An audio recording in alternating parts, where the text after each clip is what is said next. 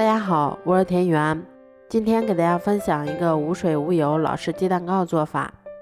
首先我们在碗中打入4颗鸡蛋，鸡蛋带壳的重量大约是270克。接着我们先加入几滴白醋去腥，然后再加入80克的白糖。接着我们用电动打蛋器把它们高速打发10分钟左右，一直打发到提起打蛋器能够像这样不易消失的状态就可以啦。鸡蛋打发好后，我们再往里面筛入120克的低筋面粉，然后用铲子像炒菜一样把它们上下翻拌均匀。这一步我们不要画圈搅拌，以免消泡影响成品的蓬松。最后一直翻拌成像这种颜色完全一致的蛋糊就可以啦。翻拌均匀后，我们再把它倒入干净的裱花袋或者保鲜袋里面。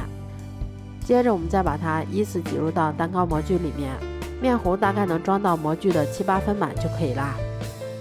都挤好后，我们再给它稍微震动几下，排出里面的大气泡。最后我们在表面再撒上一些白芝麻增香。接着我们再把它放到预热好的烤箱里面，烤箱中层上下火170度，烤25分钟左右就可以啦。这样做出的老式鸡蛋糕吃起来外脆里软又香甜，而且还有一股浓浓的鸡蛋和白芝麻的香味儿。如果喜欢的话就试试吧，喜欢我的视频就关注我吧，谢谢您的支持。